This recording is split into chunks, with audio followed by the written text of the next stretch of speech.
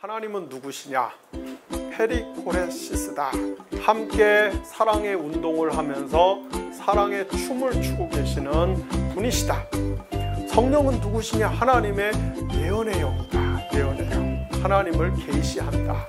하나님, 감추어진 하나님, 숨겨진 하나님을 드러내서 보여주는 그런 의미에서의 예언이다.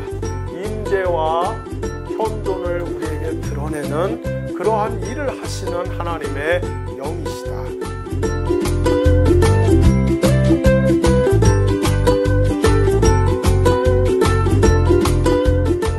네, 반갑습니다.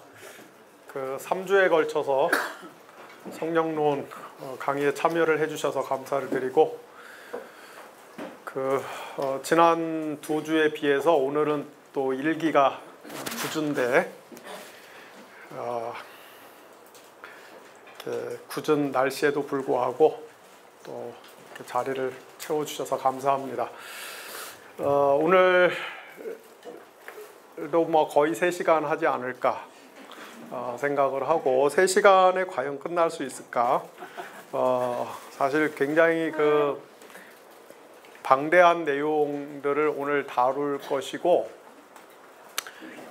그렇지만 또 우리에게 허락된 시간이 있기 때문에 매우 스피디하게 매우 압축적으로 전개를 할 생각입니다. 그래서 굉장히 좀 많은 내용을 아주 압축적으로 빠른 템포로 강의를 할 거기 때문에 이렇게 잘 주목해서 따라오셔야 이렇게 중간에 논리가 흐트러지지 않고 이해를 하시는데 어려움이 없을 것 같고요. 사실 제가 이제 이런 강의를 좀 하는 이유는 잘 안 하는데, 옛날엔 정말 많이 했는데 요즘은 이거를 한다고 보니까 저한테 돈이 나오는 것도 아니고 밥이 나오는 것도 아니고 기운도 없고, 그래서 이제 잘 안 하려고 그러는데, 그래도 이제 한 번씩 하는 이유는 많은 분들이 특히 우리 한국교회 안에 이제 대중적으로 만연해 있는 오해 중에 하나가 신앙생활 하는 데 있어서 신학의 필요성, 신학의 도움, 신학의 지도와 감독들, 이런 것들을 받는 것을 경시하고 무시하고 불필요하게 생각하는 이런 경향들이 굉장히 만연해 있죠. 그래서 그냥 내가 하나님, 예수님 잘 믿으면 되지, 그걸 굳이 무슨 신학이라고 하는 이론적 작업을 통해서 그 틀 안에 들어가서 지도를 받고 검증을 받아야 되냐, 그 복잡한 신학 이렇게 해서 그 신학 무용론들이 현장에 가면 의외로 많은데, 또 실제로 신학을 하는 분들 중에 보면은 굉장히 신학을 딱딱하고 지루하고 무미건조하고 또 무슨 소리인지 잘 알아들을 수 없는 그런 아주 어려운 개념과 용어들을 남발을 해서 이렇게 신학을 강의를 들어보면은 정말 이렇게 조금 지나서 아주 사람 질리게 만드는, 질식하게 만드는 그런 경우들도 다반사로 있습니다. 그러나 이제 제가 이런 강의를 통해서, 여기 이제 목사님들도 많이 계시고 또 신학도들도 있고, 하지만은 조금 암시적으로 간접적으로 드리고 싶은 말씀은, 우리가 믿는 이 믿음의 내용에 대해서, 믿음의 대상에 대해서 그걸 굉장히 좀 체계적으로 메커니즘을 잘 이해하고 있어야 돼. 그걸 파악하고 있어요. 그냥 우리 막 믿는 게 아니에요. 아무렇게나 믿는 게 아니에요. 그러니까 무조건 믿으면 되는 게 아니에요. 우리가 뭘 믿고 왜 믿고 이 믿음의 내용과 구조가 무엇인지를 잘 알고 있어야 돼요. 그러나 바로 이런 면에서 제가 한국 교회를 볼 때 개인적인 판단이기도 하지만은, 그러나 그렇게 틀린 판단은 아니라고 생각합니다. 그냥 우리 한국 교회는 일반 신자들은 말할 것도 없고, 신학을 전공한 목사들조차도 우리 기독교의 신앙이 함의하고 있는 그 풍성하고 충만한 그 심오하고 깊이 있는 그 진리에 대해서 그 메커니즘을 잘 모르고 그냥 막 진짜 무대뽀로 믿어요. 무대뽀로. 제가 볼 때는 아주 정말 무대뽀로 믿으면서 자기가 잘못 오해하고 자기가 잘못 알고 있으면서 오히려 그 자기하고 조금 그 개념이나 표현 방식이 다른 사람들을 아주 못 잡아먹어서 그냥 아주 잡아먹으려고 아주 그냥 그 하이에나처럼 이빨 드러내고 달라드는 데는 또 아주 도사들이 굉장히 많아요. 아주 그래서 이런 강의들을 통해서 우리가 우리의 신앙이 신학적으로 잘 조명을 받고 설명이 돼야 된다. 그런 것들을 여러분들이 조금 경험을 하셨으면 좋겠다. 우리 일반 교인들도 많이 계신데 특별히 그런 경험들을 해보는 시간이 됐으면 좋겠고, 바로 그런 의미에서 신학이라고 하는 게 그 딱딱하고 지루하고 그 아주 무료하고 이런 게 아니고 이게 신학의 어떤 그 틀을 가지고 성경을 보니까 우리의 믿음의 내용을 분석하고 설명을 해보니까 오히려 굉장히 이것이 재밌고 흥미진진하고 유익하고 즐거운 것이구나. 그런 것들을 좀 여러분들이 이렇게 다소나마 누리고 돌아가셨으면 좋겠어요. 그래서 오늘은 지난 시간에 예고한 대로 성령론 중에 특별히 이 구원론에 대해서 성령이 우리의 구원에 있어서 어떠한 역할을 하시는가, 이것을 요한복음과 바울서신을 중심으로 좀 살펴보려고 하고요.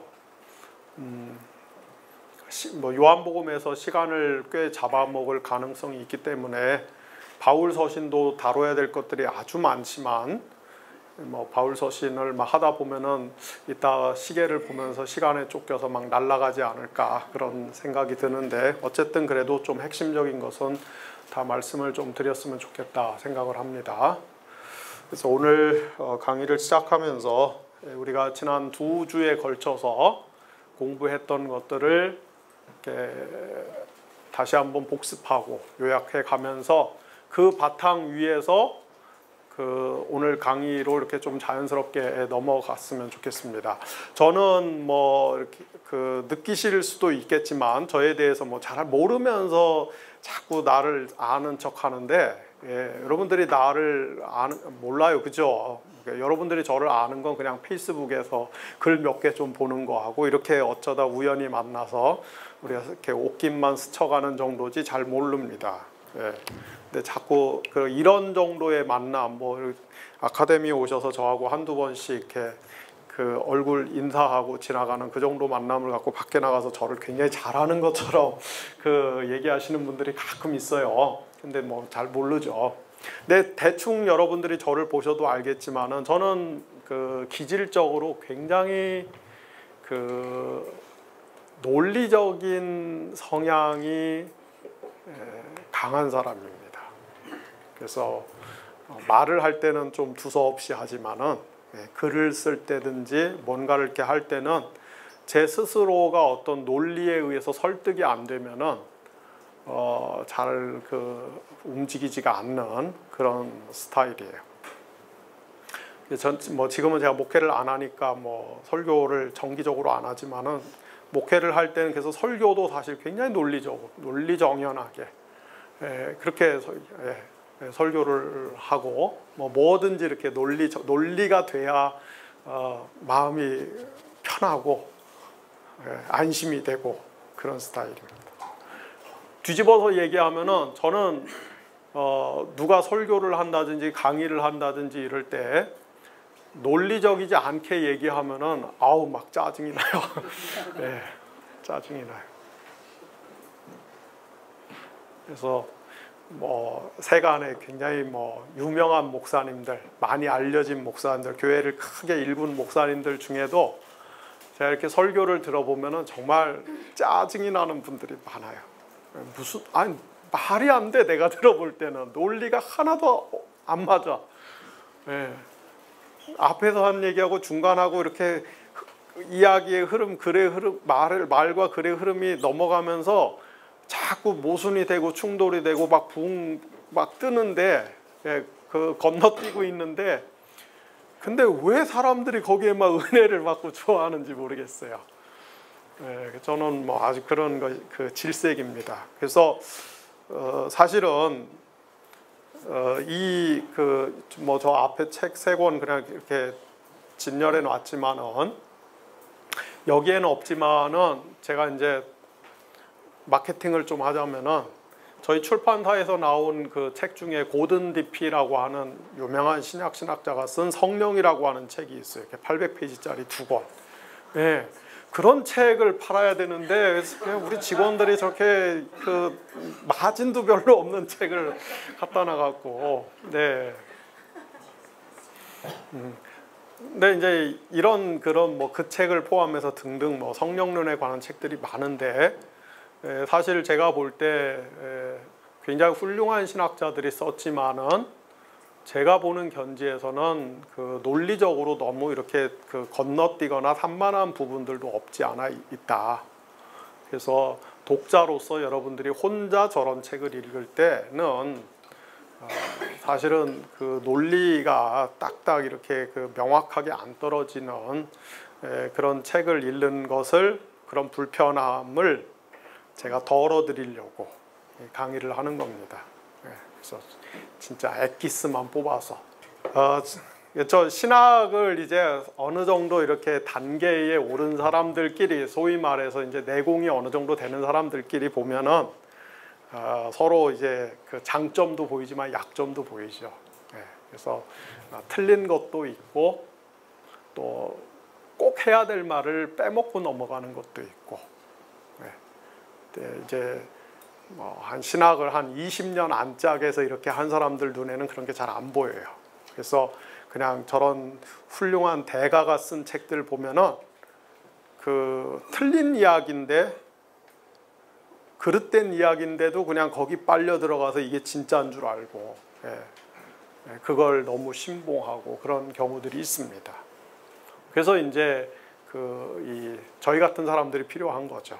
걸러주고 체크해주고, 잘한 이야기는 더 강조하고, 그 다음에 이건 뺐으면 좋겠다 그런 이야기는 빼주고. 오늘도 제 나름대로는 굉장히 논리적으로 조금 전개를 하려고 합니다. 그래서 그 논리적으로 이야기를 할 거기 때문에 논리의 흐름을 놓치지 말고 잘 따라오셔야 돼요. 자, 오늘의 주제는 성령과 구원입니다. 우리 지난주와 그 앞주에서 공부했던 것들 복습해 가면서 오늘의 강의 주제인 성령과 구원에 이렇게 자연스럽게 연결이 되도록 그렇게 해보겠습니다. 자, 우리 맨 그 강의 1강 시간에 그 처음 이야기했던 것이 하나님은 누구시냐? 라는 질문에서부터 시작을 했죠. 하나님은 누구시냐? 하나님이 누구신가? 그때 제가 여러분들에게 제시했던 성경 구절이 요한일서 4장 8절이었어요. 성경은 온통 하나님에 대해서 이야기하는 책이기 때문에 하나님에 대한 증언과 진술이 그야말로 넘쳐나지만은 우리가 그것을 다 일일이 살펴볼 수는 없고, 단 한 가지 구절을 뽑는다면은 요한일서 4장 8절이 적절하다. 요한일서 4장 8절은 하나님을 가리켜서 하나님은 사랑이시다, 그렇게 이야기한다고 그랬죠. 하나님은 사랑이시다. 하나님은 사랑이시다 이 말하고 사랑은 하나님이다 이 말은 완전히 틀린 말이에요. 가끔 신학하는 분들 중에 경황이 없는 분들은 사랑 이거를 그냥 뒤집어 갖고 사랑은 하나님이다 그래 갖고서 그 뭐 아주 그 기독교 진리를 교묘하게 뒤트는 경우들이 의외로 많은데 그건 전혀 다른 말입니다. 하나님은 사랑이시다. 그래서 하나님은 사랑이시다 이 말에서 우리는 하나님에 대해서 여러 가지 그 하나님의 그 하나님 되심에 대한 여러 가지 측면들을 우리가 유추해 볼 수 있는, 유추해 볼 수 있는 그것을 이야기를 했죠. 그래서 하나님은 영이시다. 하나님은 영이시다. 사랑은 분명히 그것이 실제하지만 눈에 보이지 않듯이 비가시적이고 비물리적인 그러한 개념이듯이 하나님도 분명히 존재하시지만 그러나 사람의 인식 능력으로 포착되는 분이 아니시다. 그러면서 우리가 하나님을 영이시다 이렇게 표현할 수도 있고, 두 번째 하나님은 인격적 존재시다. 왜? 사랑은 이런 그 물체들, 이런 물리적 존재들끼리는 할 수 있는 게 아니에요. 사랑은 오직 인격적 존재끼리만 나눌 수 있는 것이다.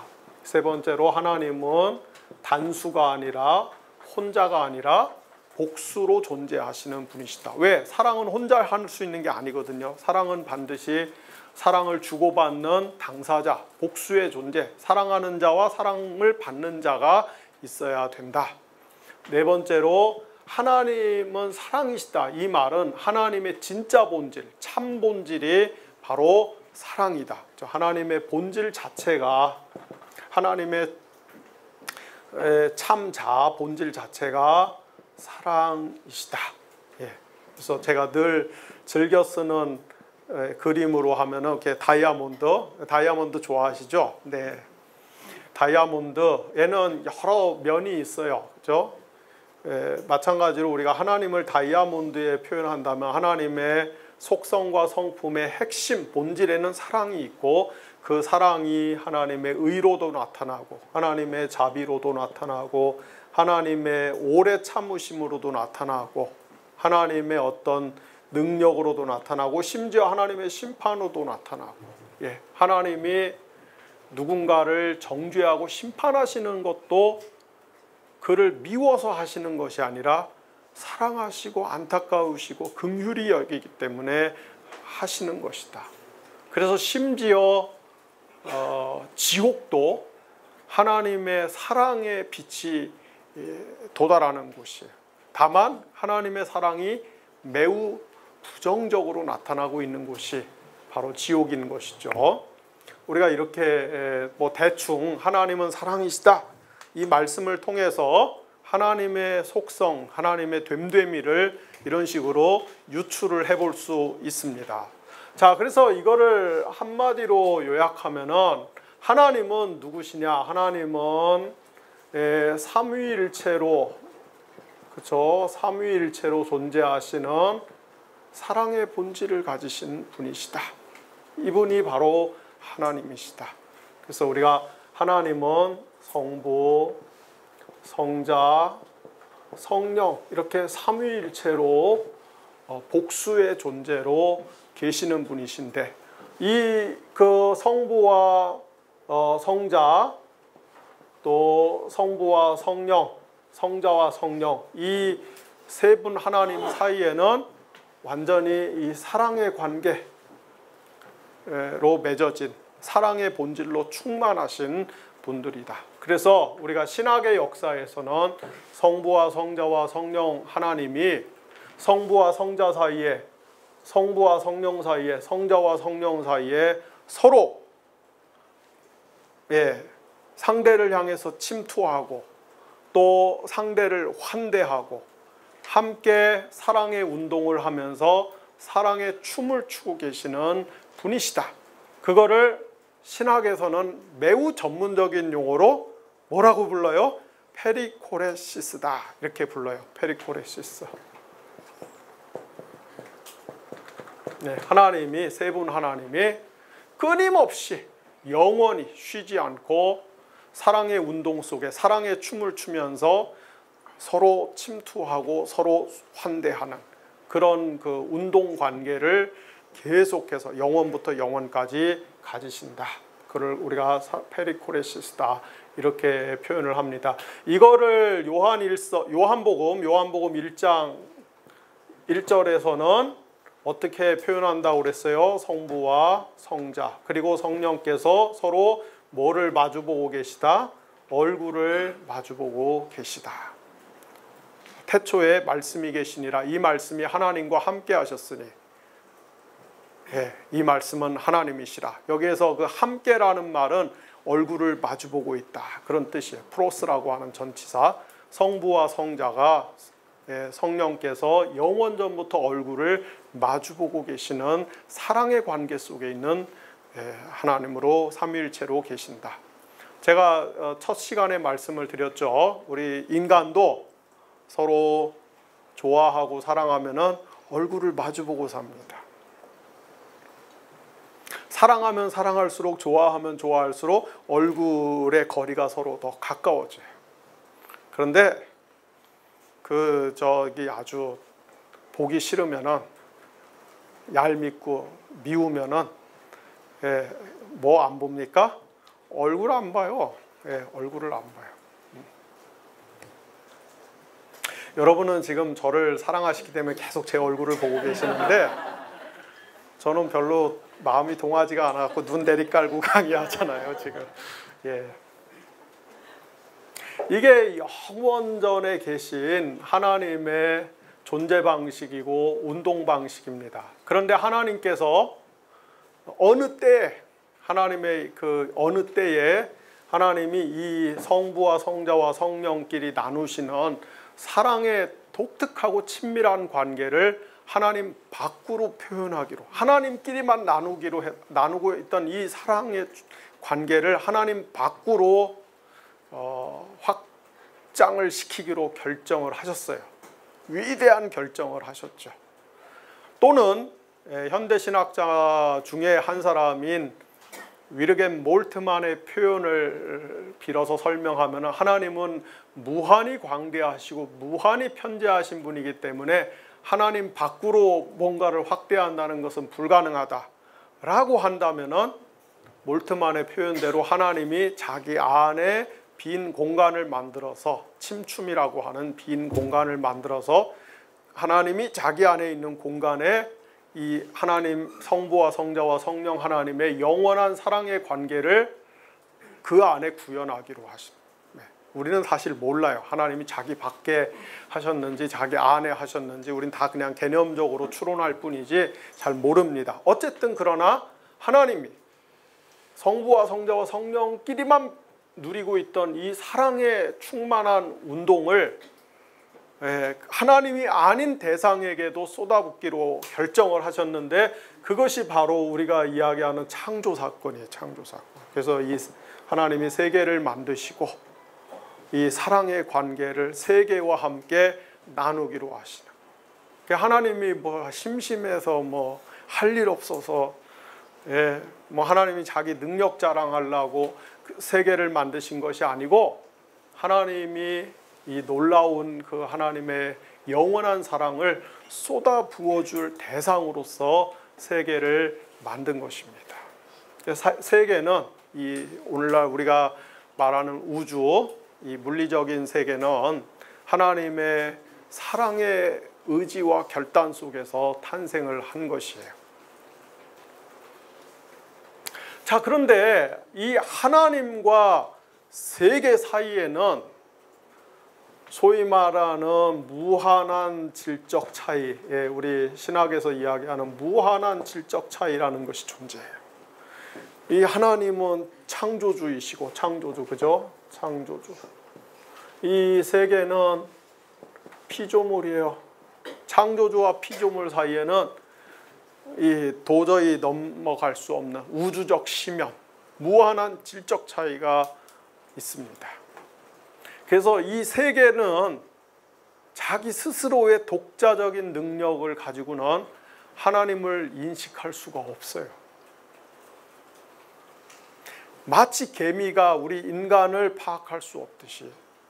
왜 개미가 우리 인간을 파악 못하죠? 개미와 우리 인간 사이에는 무한한 질적 차이가 있기 때문에 그래요. 마찬가지로 세계와 하나님 사이에도 무한한 질적 차이. 우리 저 누가복음에 나오는 부자와 나사로의 비유에서 그 한 표현을 차용해다 쓴다면, 거기와 여기에는 큰 우주적 구덩이 있어서 이게 서로 넘나들 수가 없는 무한한 질적 차이가 있기 때문에 세계는 하나님을 스스로의 능력으로는 도저히 알 수가 없습니다. 그래서 뭐가 필요한 거예요? 계시라고 하는 것이 필요한 거죠. 계시. 창조주 하나님이 먼저 자기를 우리에게 알려주셔야만이 세계가 하나님을 알 수 있어요. 그래서 계시가 필요한 거예요.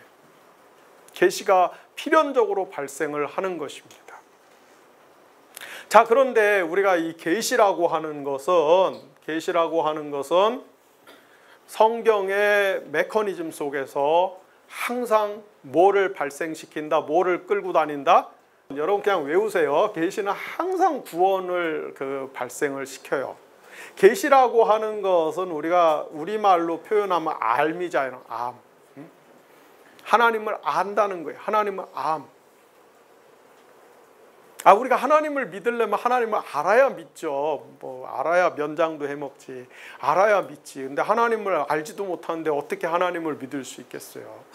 구원받으려면 하나님을 알아야지. 그래야 하나님을 믿을 수 있을 거 아니에요. 근데 하나님과 우리 사이에 무한한 질적 차이 때문에 하나님을 알 수가 없기 때문에, 그래서 우리가 하나님을 알고 그래서 하나님을 믿고 구원받으려면 하나님이 계시를 해줘야 돼요. 그래서 계시라고 하는 것은 알미인데, 하나님에 대한 계시는 하나님을 아는 것인데, 우리가 오늘날 계몽주의 이후를 살고 있는, 근대 이후를 살고 있는 현대인들이 이해하고 있는 현대인들이 생각하는 알문, 우리 아주 계량적이고 객관적인 그런 알미예요. 그래서 우리가 어떤 정보, 데이터에 근거한 그런 암, 분석과 이런 것에 근거한 알을 우리가 지식이라고 생각하는데, 성경의 세계관에서 알은 그런 것이 아니고 관계적인 개념입니다. 관계적 개념.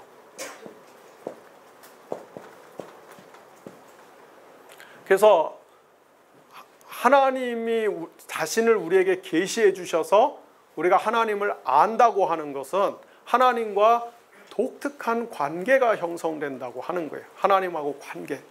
그 관계를 가리켜서 성경은 언약이라고 표현하죠. 하나님과 우리 사이에 언약적 관계가 맺어졌다.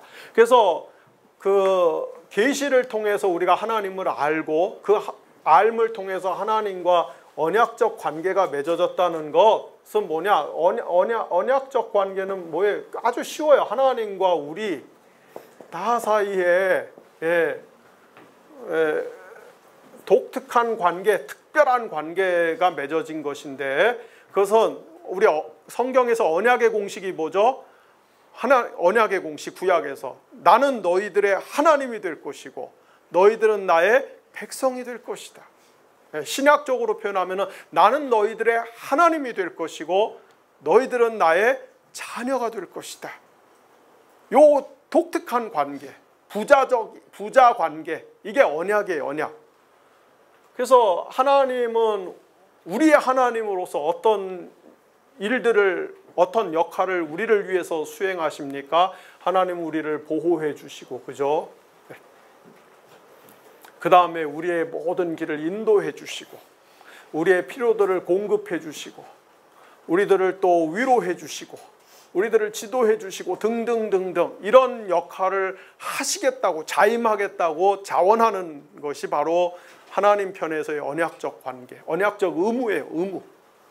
그 다음에 우리는 또 하나님에 대해서 어떤 의무가, 이 언약 관계 안에서 어떤 의무가 발생합니까? 어떤 의무가 주어집니까?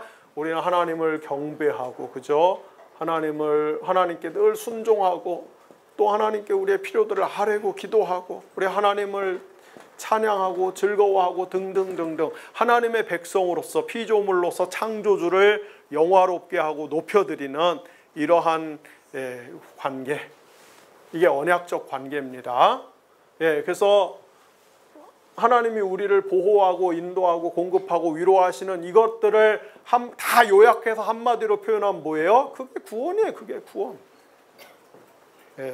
한국교회에서 이해하는, 한국교회 일반에서 이해하는 구원은 여기서 예수 믿고 죄 용서 받고, 그 다음에 이 땅에서 복 받고, 그 다음에 교회에서 장로 되고 권사 되고, 죽은 다음에 천당 가는 거, 이게 구원이라고 생각하는데 그게 아니라 성경에서 이야기하는 구원은 우리가 하나님하고 부자관계, 부녀관계, 독특한 언약적, 아주 이 배타적인 언약적 관계를 맺었을 때 하나님이 우리를 위해서 우리를 보호해 주시고, 우리를 인도해 주시고, 우리의 모든 필요들을 공급해 주시고, 우리를 격려해 주시고, 위로해 주시고, 잘못하면 또 책망도 해 주시고, 한마디로 하나님이 하나님 노릇을 해 주겠다고 하는 것, 그 은혜가 우리에게 주어지는 것이 구원이에요. 구원. 그래서 우리는 그 구원에 어떻게 반응해야 돼요? 하나님 구원의 은혜에 어떻게 반응해야 돼요?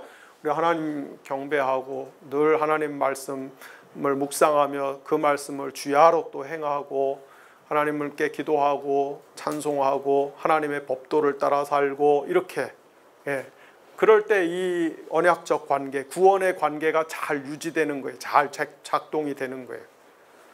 근데 하나님이 이렇게 하나님 편에서의 언약적 의무를 신실하게 잘 이행해 주셔도 인간 편에서 이거를 다 깨트리고 이거를 어긋나뜨리면은 구약의 경우는 어떻습니까? 언약 관계 깨지는 거예요.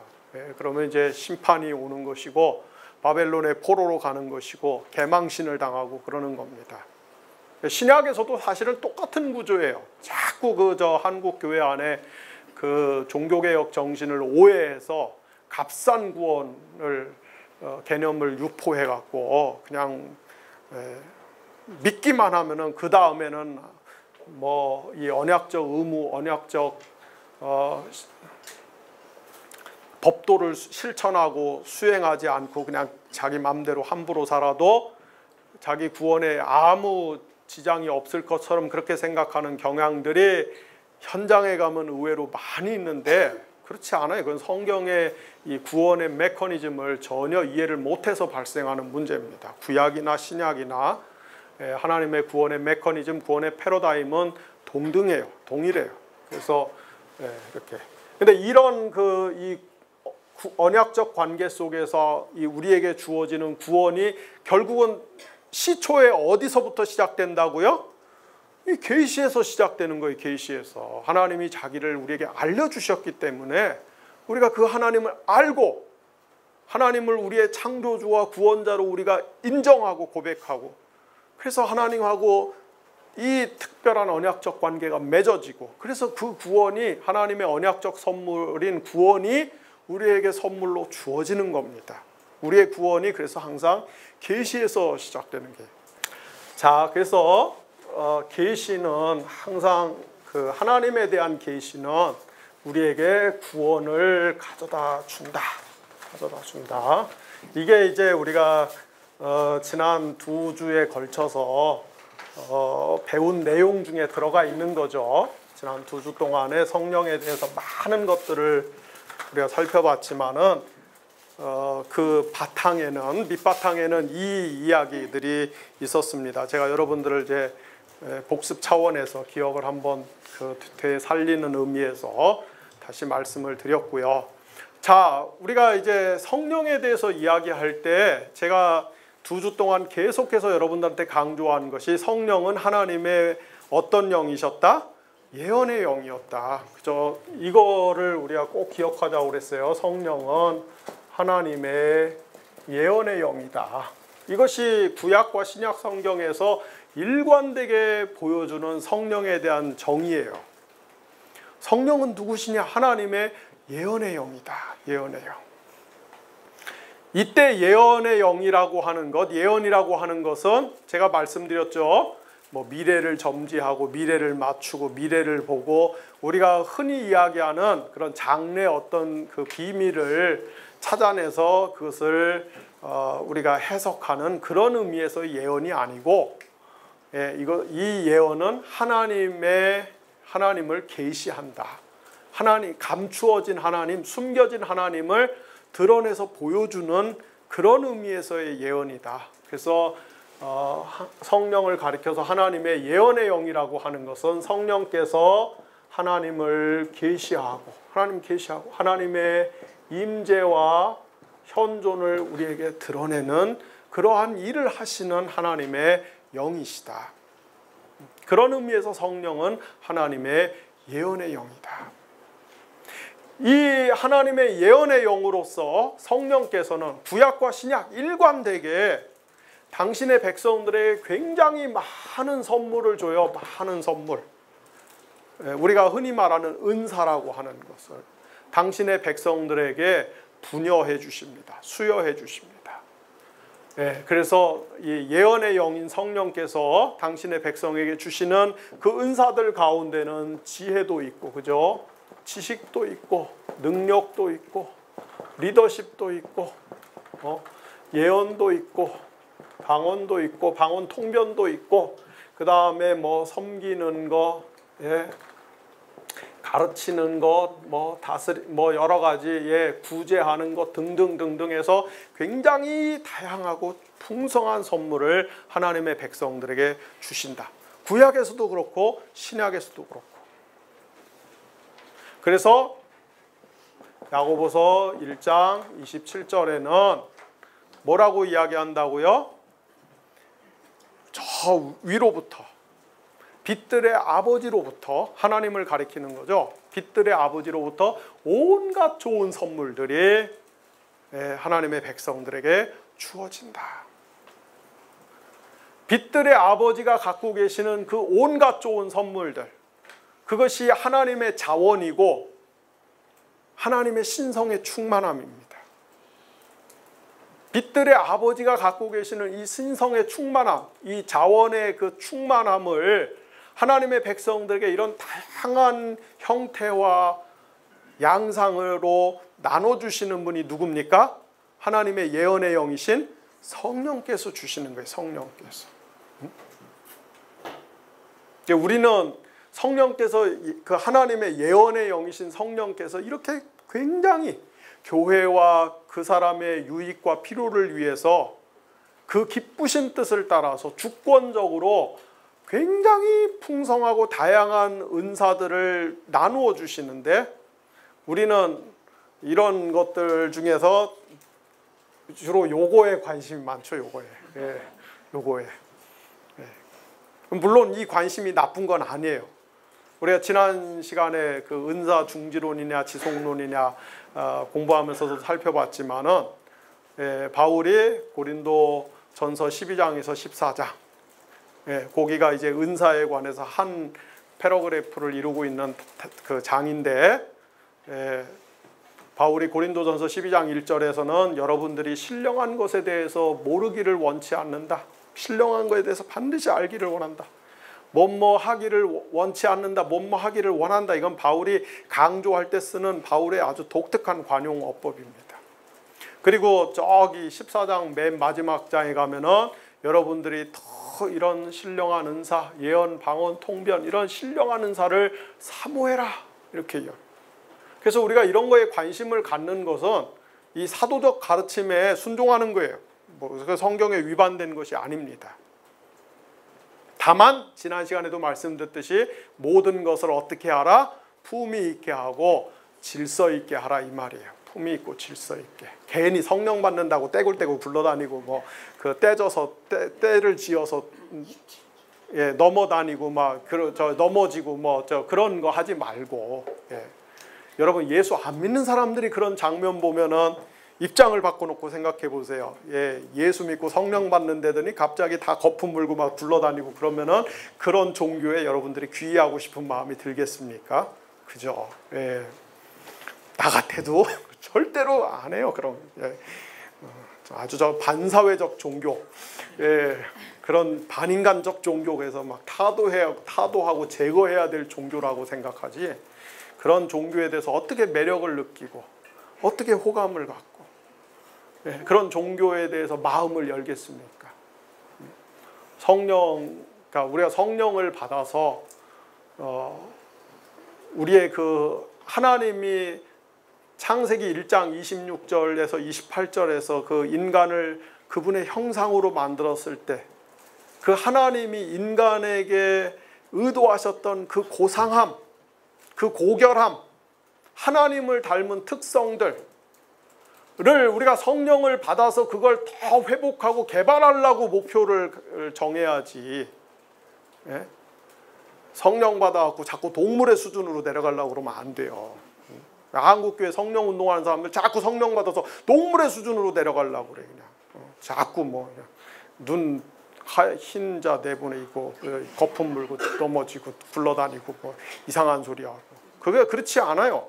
성령을 받으면은, 성령이 충만해지면은 우리가 우리 부모에게 물려받은 내 자연적인 본성과 재능과 은사와 지혜를 더 뛰어넘는, 그 하나님이 인간들에게 주시려고 하는 하나님의 형상의 그 고결함과 아름다움이 극대화돼서 나타나는 그런 방향으로 가는 거예요. 그런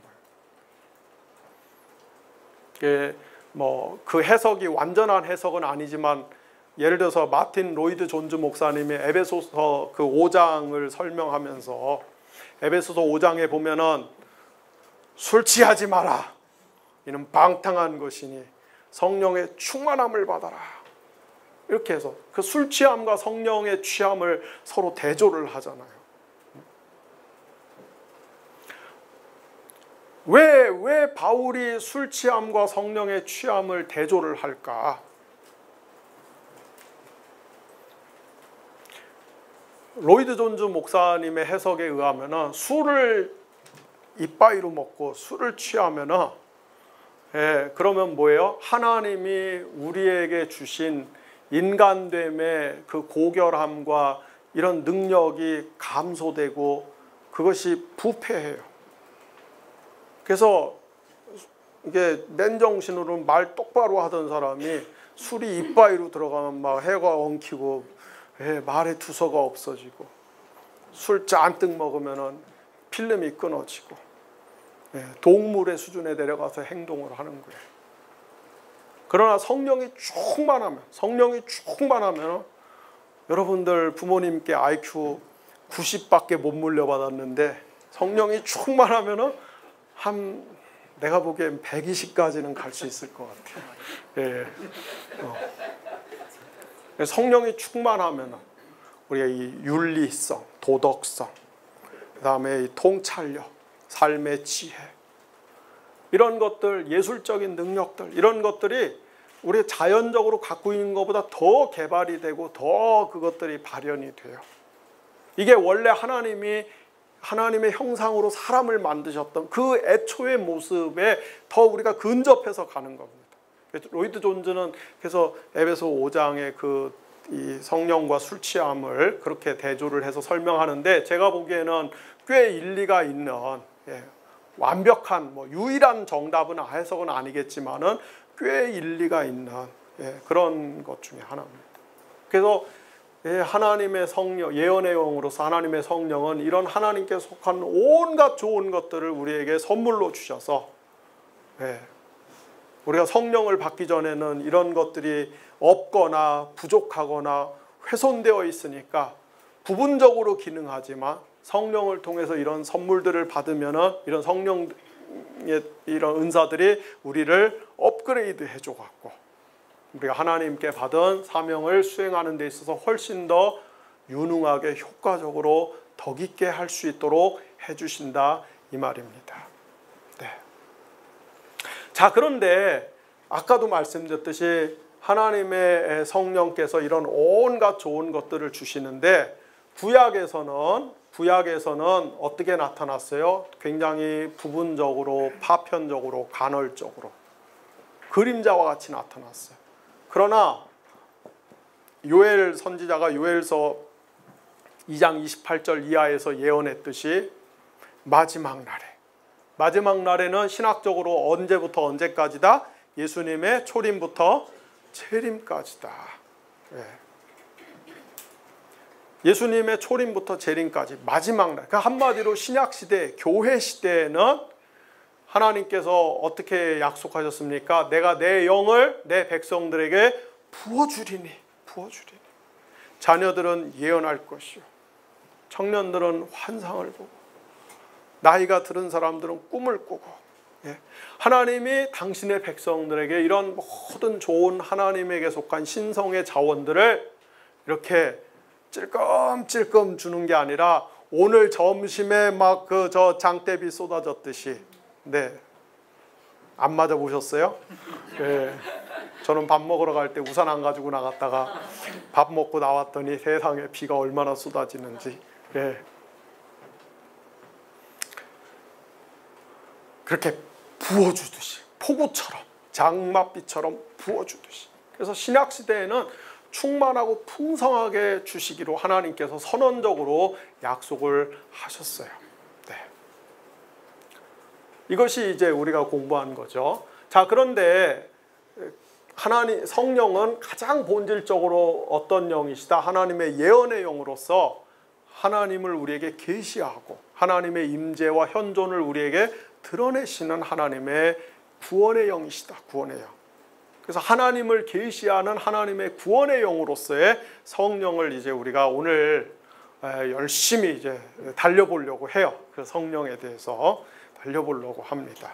자, 오늘 우리가 공부할 그 주 텍스트는 신약성경의 요한복음과 바울 서신입니다. 왜냐하면은 신약성경 요한복음과 바울 서신에 가령 누가가 쓴 누가와 행전, 누가복음과 사도행전에 보면은 성령의 어떤 능력들, 이적들, 표적들, 귀신을 내쫓고 병을 고치고 막 이런 방언을 하고 뭐 예언을 하고 이런 성령의 측면들이 훨씬 더 강조가 되어 있지만, 그러나 요한복음과 바울의 서신은 누가 행전과는 또 결이 완전히 달라요. 여러분, 바울이 얼마나 그 능력의 사도였습니까? 그죠? 바울이 얼마나 능력의 사도였어요. 바울이 착용하던 앞치마, 바울이 그 텐트 메이커였잖아요. 가죽 다루는 사람. 요즘은 가죽 다루면 뭐 이렇게 별로 안 쳐주지만은 1세기 기원 후 1세기의 이 문화적 토양 속에서, 경제적 상황 속에서 특별히 로마 군대가 계속해서 정복 전쟁을 벌이면서 식민지를 개척해 나가는 그런 데서 이렇게 군대의 군인들 그 텐트 가죽들 이런 거 납품하는, 이거는 아주 고급 기술자고 고수익적이에요. 네. 바울 랍비들은 반드시 생계를 위해서 직업을 하나씩 가져야 되기 때문에 바울이 이제 그런 거를 아마 배워서 자기가 자비랑 선교를 한 것 같은데, 그 이제 틈나는 대로 이제 가죽을 손질하고 다듬어야 되니까 바울이 늘 앞치마 이렇게 하고 있었죠. 바울의 그 작업할 때 쓰던 앞치마만 이렇게 사람들 갖다 놔도 병자들이 고침받고 뭐 이런 일. 예. 나한테도 좀 그런 게 나타나면 막 여러분들 뭐 나 한번 만져보려고 막 그렇게 했는데, 그죠? 예. 그래서 바울이 그 고린도후서 그 10장에서 12장의 그 어간에 11장에서 특별히 자기의 그 사도적 정체성, 사도적 이해를 밝히는 데서 뭐라고 얘기해요? 자기가 능력으로는 아무한테도 안 뿔리는 비교 불가능한 그런 능력을 갖고 있는 사도.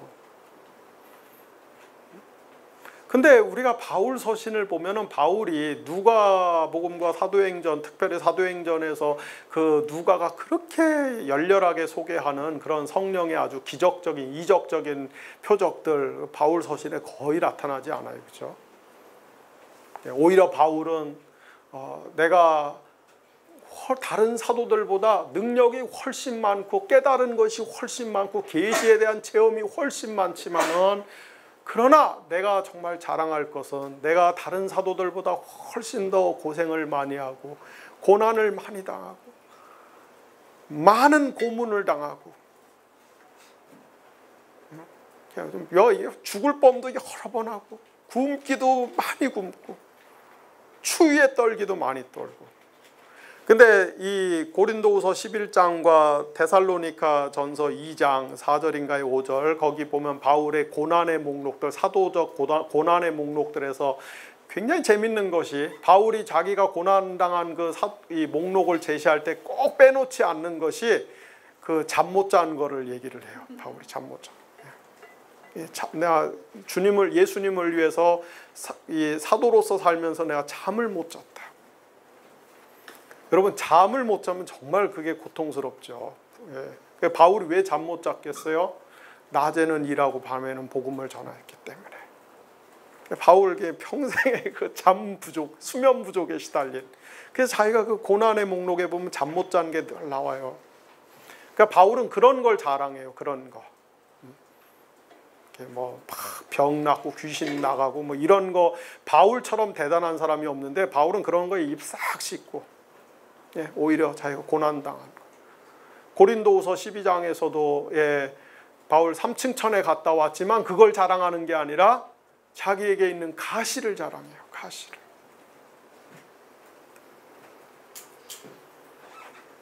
그래서 요한복음하고 바울 서신에서 그 이 요한복음의 저자와 사도 바울이 강조하는 성령에 대한 강조점은, 이 성령은 하나님의 예언의 영으로서 하나님을 우리에게 계시해서 우리에게 구원을 가져다 주시는 영이다. 구원을 가져다. 이걸 되게 강조해. 그래서 오늘 우리가 성령과 구원에 대해서 공부하면서 요한복음하고 바울 서신을 주 텍스트로 살펴보려고 합니다. 그래서 이제 여러분들이 지금부터 잘 들어야 돼요. 제가 볼 때 잘 들으시면 여러분들한테 피가 되고 살이 될 말씀들입니다. 예.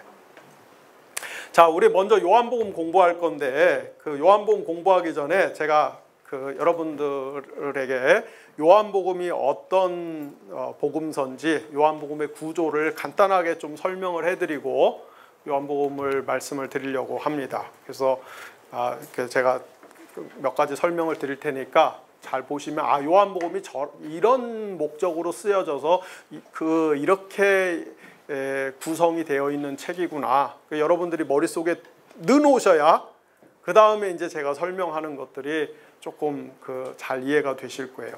자, 흔히 학자들은 요한복음을 네 부분으로 이루어졌다고 이야기해요. 뭐 크게는 세 부분이에요. 서론, 본론, 결론. 너무 심오한가요? 네, 서론, 본론, 결론.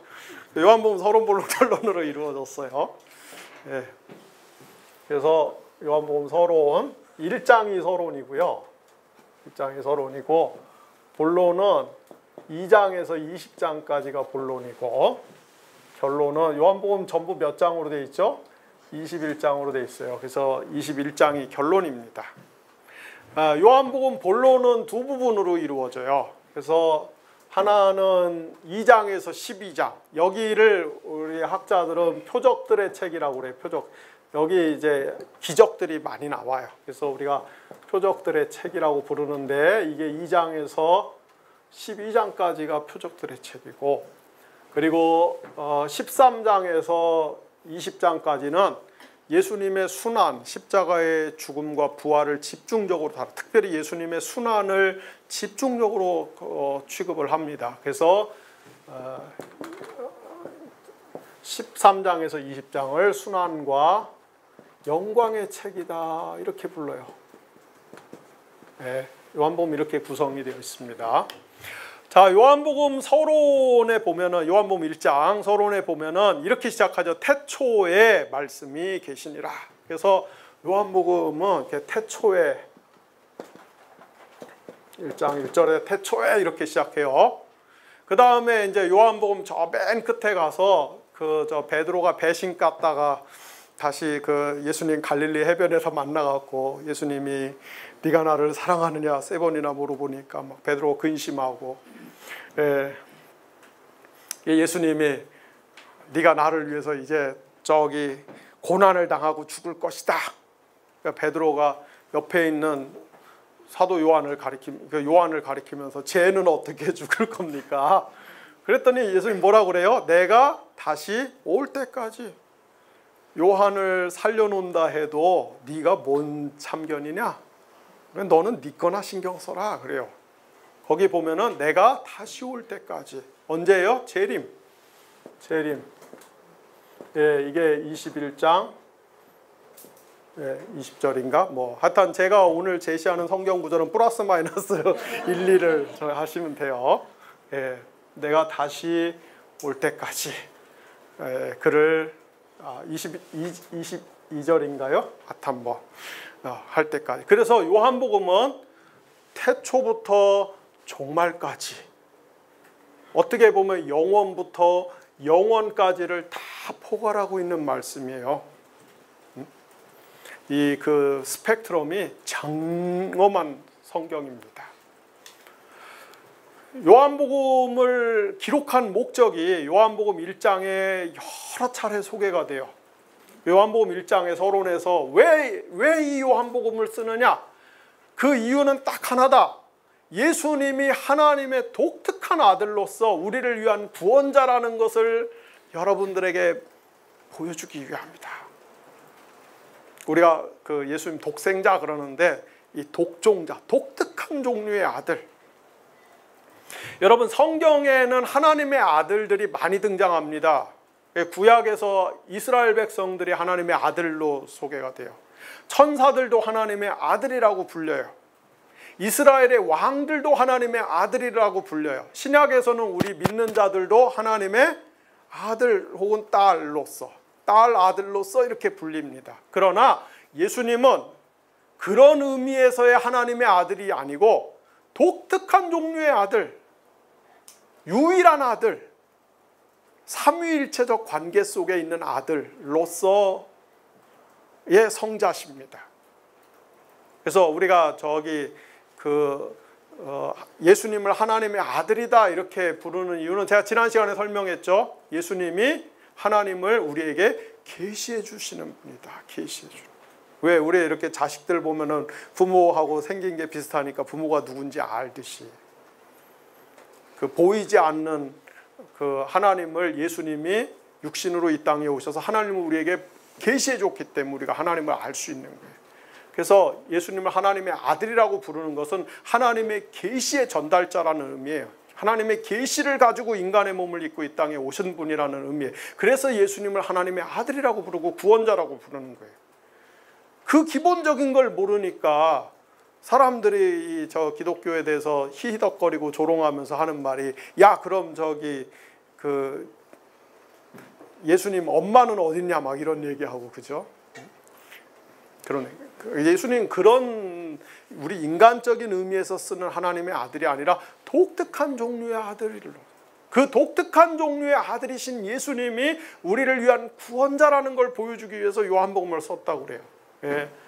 예수님이 하나님의 이 독종자, 독특한 종류의 아들로서 우리를 위한 구원자라는 것을 보여주기 위해서 썼다.